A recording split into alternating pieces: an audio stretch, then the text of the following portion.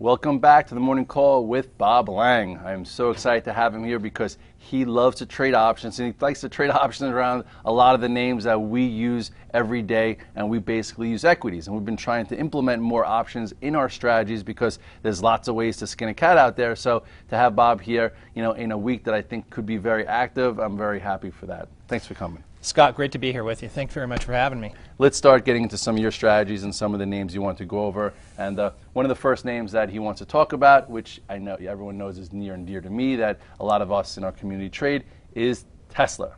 So right now, Tesla's opening up at 207. I think people are a little bit surprised. They would have rather been a little calm to put together an option strategy. So what do you do now that it's at 207 and you have earnings on Thursday?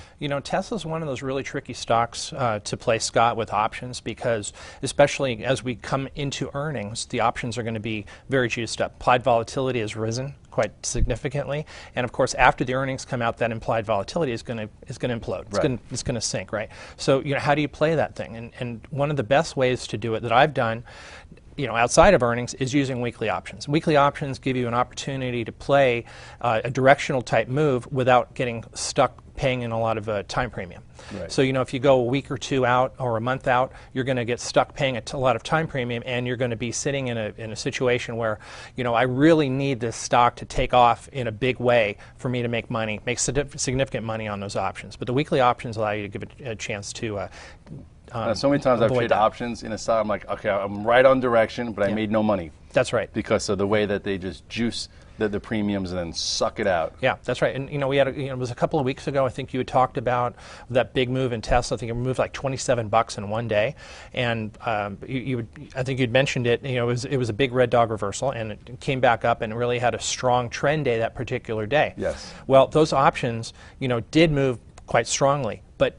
the implied volatility was so juiced up. The follow-on move after that was really kind of negligible. It wasn't really very big at all. So let's look here at the chart. You look here at Tesla, you'll see that that's the day that Bob was talking about, that red dog reversal. That was kind of surprising. And if you were in your seat, there was a lot of opportunity. And then from there, it held the 8 and the 21 day. And unfortunately, I was coming in today saying, oh, look at this nice bull flag in Tesla. Hopefully intraday we could buy it above 202.72 for continuation, considering earnings aren't until Thursday, and it's already above the prior high, but now it's sitting here at 207.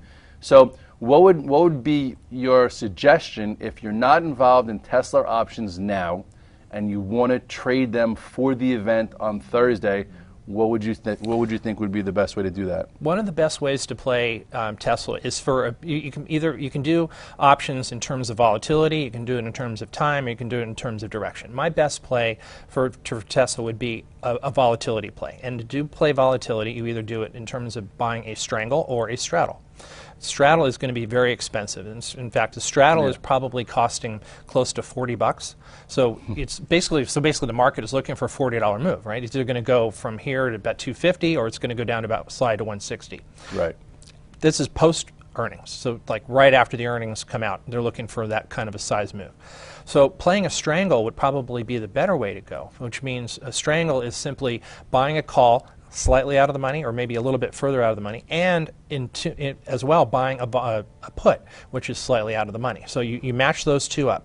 Right. Now you have a space there between your long call and your long put that you're not going to get paid on, which is actually technically covered by the straddle. But buying the strangle is a little bit of a cheaper way. I don't want to say cheap, but it's a little bit less expensive way of playing a non-directional move. You're just looking for volatility. I just want a big move. I really don't care which way it's going. I'd like to move to 250, or I'd like to move to 160. It doesn't matter, but I need a big move in either direction.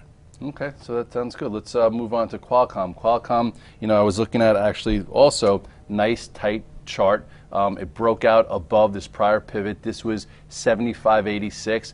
Nice bull flag. So with that being said, to me, technically, I would think that you could be a buyer above 76.75, because above that, it goes to highs. With that being said, you said you wanted to cover this one. Are you involved in Qualcomm as of yet, or are you looking to be involved? Yeah, I've got some Qualcomm positions on, and the best way that I've been able to play Qualcomm is to be selling put spreads, and I like to take in the juice or take in the premium on a stock like this, because buying calls is technically you need the market to really help you out to keep going in that direction, right? Right. Buying puts, you know, the stock is strong. I mean, you just showed it. I mean, I honestly can't look at that chart and say, you know, honestly, I'd want to buy puts on this thing because I think it's going to go down. It's not. So selling put spreads allows me to take in the premium, maybe an at-the-money put spread, take in that premium and just wait and let the stock work for me. I got you. That's the best way to go. So just to phrase that compliantly, because you said the stock won't go down, in your opinion, you think the chart is strong, which if you look at the chart to me also is strong. So the strategy would be here to sell a put spread because in theory, if we go higher, you get to keep the premium of the put spread, being that it is relatively strong above the 8 and the 21-day moving average as the markets, you know, came all the way down to their 150 prior. So to me, I also think it's a strong pattern.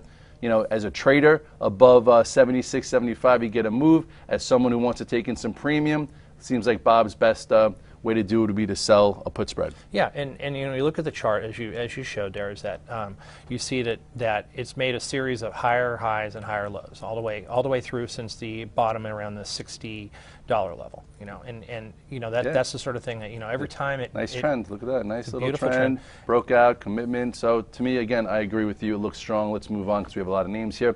You seem to like some of the solar names, which is good. A lot of guys in our community like to trade the solar names. So the first one you have listed here is FSLR. I know according to this pattern, to me, you have a nice descending channel. It's been correcting for some time. It just broke above 62, holding above it. This looks like it's in the game for higher prices as well. How would you want to trade this with options? Yeah, you know, this one has, much like Tesla, it's a high implied volatility stock. It has earnings actually coming up within the next couple of weeks as well. So you get these prices juiced up like this, and you know, this is another one where I would look to maybe do a strangle, much like the Tesla trade. Maybe buy one or two strikes out of the money in the call, and maybe one or two strikes below the money on a put. Now, a year ago, the stock really took off. I think I want to say it was in March, on some news that they were going to blow out their earnings, and they raised guidance and so forth. Let's take a quick look. I think that was right back here. That was when it woke up. Was it this move? That's back correct. In April, this boom, and this. I remember this trade. This was fun. You had a big, huge trade. What did it do? It held the top third, giving you a nice bull flag, and then continued. That's what woke up a lot of the solar names. So here we are. You know, what is it? Almost a year later, and it's at least you have a few different points of reference. I would say, just, you know, for a little food for thought, you know, this is one resistance, this is two resistance, this is three resistance. So which calls, in your opinion, if you wanted to be involved for, which one would you be going for the strangle? I would be looking at a 55 call, March 55 call, and a March 50 put. Okay. It's literally right in the middle, you know, just one strike ahead of where it is right now and one strike below where it is right now. So that's not going to cost you too much money, but you know, they're going to get the bang for your buck on a big volatility move. Okay, and then in that same group, another stock that's near and dear to us, and we're all a bunch of Musk fans. Here you go, it's Solar City. Solar City, it's been an unbelievable trader for the past 2 years, looking good, consolidating right here. You know, to me, it looks like you have resistance right around, you know, 76 and a quarter before the prior high, and this to me also looks set up. If they deliver, you know, why can't this take out the high here and be on its way to 90 to 100 bucks? Now, in this particular case, I would be more inclined to take a directional bet, and that directional bet is up, meaning I'd be looking for higher prices. You know, I mean, obviously taking some protection and buying a put is not a bad thing. It's certainly always a smart thing to do, but I think the odds seem to favor in this particular case that we got some upside. So, you know, maybe getting along like the 90 call, March 90 call. Would you do a call spread, or you just want to go straight, just if it blows out, you're in there? What I tend to do, Scott, is I like spreads because it cuts your risk down. However, what I'll tend to do is I'll make a directional bet, small, nothing huge, cool. And then if it works for me, then I'm going to sell a call above it. So maybe if I'm buying a 90 call and it works and it goes through it, I'm going to look to maybe sell a 100 or 105 call, lock in some of my original capital, and maybe give myself a potential. Let me ask you a question on that, because I've shot myself in the foot many times where if I don't do a call spread and I just say I bought the 90 calls and the stock's trading at 100 after hours and you can't trade options after hours, sometimes I would short at 100 and say, okay, you know, let me lock in $10, and then it could be at 120. Yeah. You know, and so would you short the stock to deliver your option if you were comfortable and happy with your gains? Yes. Yeah, absolutely. So I remember with eBay, I took the calls, and it was trading, I think, north of, what was that strike? I think was it 60? No, eBay was trading at 59, so we took like the 54s. It was trading at 59, and I'm like, I don't know if this sticks, but if you want, you could sell short $59, and then 54 to 59, $5, and you don't have to wait till the option market's open. If it went to 64, you're crying about it, but it wound up pulling in, and at least you locked it in. Well, it was the case last week with one of our colleagues, Tim Collins, who writes with us at Real Money Pro. He did the same thing when Green Mountain Coffee came out with their earnings and with some news with Coke. Right. The stock was it blew all the way to the 120s in the after hours, and he's talking about, let's short the stock right here, and he shorted it all the way down to about 104. Because he was already. But he was long the calls. He was long calls. He was long the 90 calls. So why not lock in your profit like you can? Right then and there, and then see what happens the next day. I think I got burned doing that with LinkedIn. Did you? I think I had the $90 calls, whatever. But I hear you. But listen, if you're happy with the gains, you don't go, you don't go poor booking profits. That's right. Yeah, absolutely right. Because there's always another trade right around the corner. Yes, there is. And here's one potentially with CSIQ, the last one in this group. I look at this chart. I know this was one of the leadership stocks in the solar group, and then it's pulled in, consolidating, getting tight. Did this one report earnings yet? Well, I actually think they did something with their revenues were a little softer, but that's out of the way. That's right. So, so the event's out of the way, so this move might not be as explosive. So how would you use options with this since you don't have some kind of event to be the catalyst, just movement? Right. So I'm looking for another volatility type play. So we're looking in the strangle or straddle bag again. So I'm looking probably doing a strangle, maybe one or two strikes out of the money, a call, and then buying a put, also 1 or 2 strikes below the price. Okay. So let's get out of the solar group because it's not sunny in New York. Maybe in the next few days we'll get rid of some of the snow. Let's go to Nike. Nike stock hasn't been a leader this year. Seems to finally found some footing, and bounced off. It took back some moving averages, but this is kind of coming right back into resistance. What would be your thoughts here on Nike? Scott, this is much more of a slower mover, but of course it's one of the new Dow entry names. But it's bounced off of nicely with that. It had that nice red dog reversal right down there where you put the little red dog reversal there. That's true. Yep. And so it looks like it's retraced about 50% of the move from the top to that low. We might look for it to see it consolidate right over here. Although I would look at a stock like Nike. Got to catch up to its brethren, like a UA, Under Armour. I mean, that stock has been on fire, right? I mean, right after they're brothers. I think they might be cousins. Cousins, or Frozens, right? That's Frozens. That's right. There you go. But I would look to see this stock. Plus the fact that you've got a lot of things going on. I mean, not technically related. You've got the March Madness coming up, and from what I've heard, the New Jordan shoes.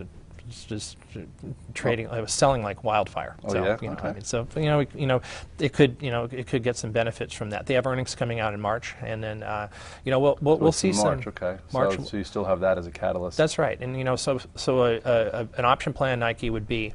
I would be looking at something like a right at the money call, like a 75 call. I wouldn't mind maybe March, so basically you're paying a time premium for that. But I'm okay with it because maybe it rallies into earnings or continues to go. And it was just 80 just a month ago, right? I mean, it was in the 80s. So right back up there, and then maybe manage that by selling an upside call or maybe just rolling it up. Okay, I like it. And then Sienna, an oldie but goodie. Yeah. This one popped the other day. Oh, look at this. Big pop on Friday. We actually in our service, Scott, we bought we were long February 23 calls, and then I really liked the chart over here. I didn't want to dump those yet, so we jumped in there and bought some March 23 calls and added some of those on Thursday. It was completely it was a great timing play, but and then we dumped the February's on Friday. So now we're still running with those March 23 calls. But this is one where the setup was really right there. The option nice volume and was tight good. right here. That's going right. into it. That's right. So I mean, sometimes you get lucky. You get sometimes luck is when opportunity meets preparation. So That's you had a right. tight pattern, and then it went. That's now, right. I would say for traders that look at this, I like to see earnings gaps. Yeah. Because then you could watch if it holds it for 3-4 sessions, it can continue. So with this stock, you look here, you look at this earnings gap.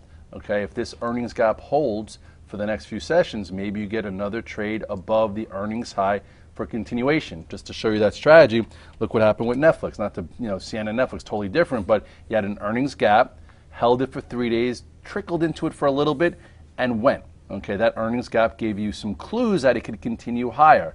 Look at Google, earnings gap. here was your earnings gap. So even if you weren't involved in this entire thing, earnings gap, held it, and then you had multiple trades along the way, like a bull flag continuation right there, descending trend line continuation right there, and lo and behold, this is where Google is. But this earnings gap is what gave you the clue that there should be some strength as long as it doesn't get filled, and then it rode the 821 and the 50 the entire way up. When it hit the 50-day here, okay, the market was hitting the 100 or 150, so it still showed you the relative strength, and PS we're at 1202 or higher in Google. The one thing I admire about you, Scott, is that you look at a chart like that, and you look at a move that Google makes, and most people would look at that and say, it's over. I can't get involved. I mean, it's already moved up 20, 30 points. I can't get involved. But you look at it and you understand that these are just the start of much bigger moves. Sometimes most likely. Well, with Facebook, the last time it gapped up, if it doesn't hold the gap, then it means it's priced in. So you go to another one that we like to trade. You go to Facebook's, for instance.